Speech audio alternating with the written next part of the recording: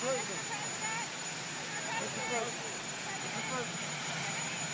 I'm going to Davos. I believe it'll be very successful, the trip. The country's never done better. We have $18 trillion plus coming in. We've never had anything like it, and no country has had anything like it. Prices are way down. Gasoline now is $1.99 in a lot of places. And frankly, nobody's seen anything like this. So it's really good, but this will be an interesting trip. I have no idea what's going to happen, but you are well represented. Thank you very much. How was the Erdogan call? How was the Erdogan call, sir?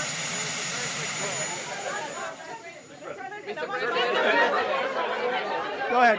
Go. Yes. President, I want to ask you about Iran. Is the military option still on the table? And can you assure us that the killing in Iran has stopped?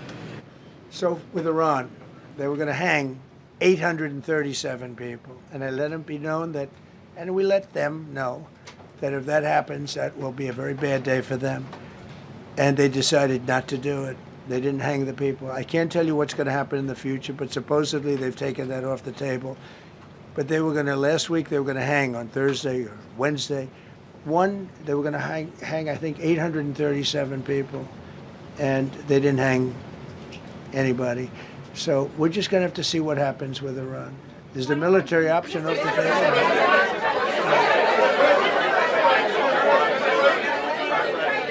Thank you, Mr. President. You promised during your second inaugural to always put America first. I'm curious, how would you winning the Nobel Peace Prize improve the lives of average, everyday Americans? Why is this prize so important? It wouldn't improve the lives of any. What improved the lives of people are people that are living. I saved probably tens of millions of lives in the wars. You know, if you add up the numbers, just if you look at any one of those wars, you're talking about millions of people. You multiply it times 8. But when you look at India and Pakistan, that could have been 10, 15, 20 million people. Could have been more than that. So I saved millions of people. So that, to me, is the big thing. What? Go ahead. With the blue, holding the computer.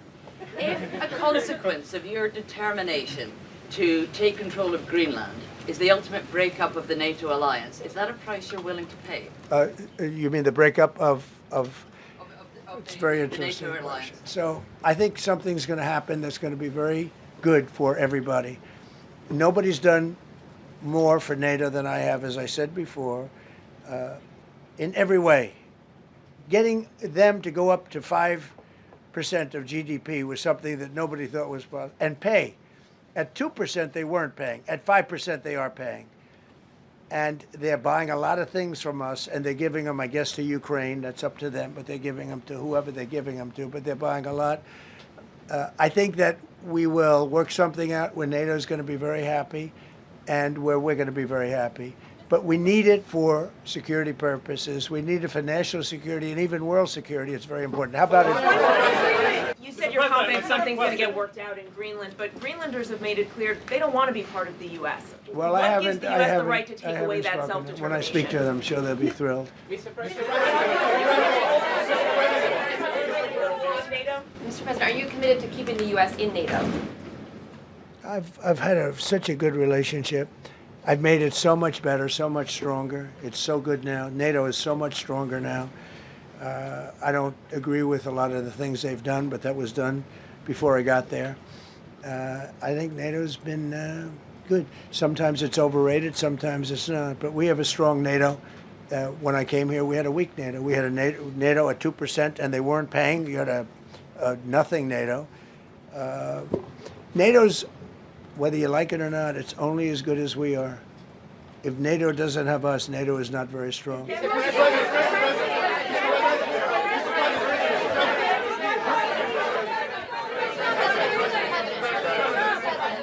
That's a lot of people. That's a lot of people. All right, please. Yeah, go ahead. Thank you so much, Mr. President. I have two questions for you. One, do you want your Board of Peace to replace the UN? Well, it might. I mean, the UN just hasn't been very helpful. I'm a big fan of the UN potential. but it has never lived up to its potential. The UN should have settled every one of the wars that I settled. I never went to them. I never even thought to go to them.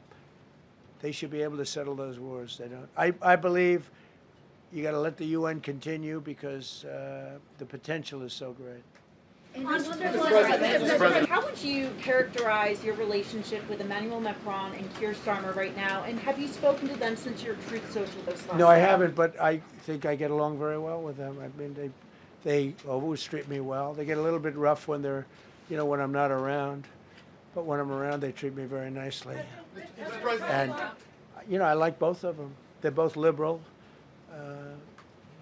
They've got to straighten out their countries. You can't, London is having a lot of problems. And if you look at Paris, got a lot of problems.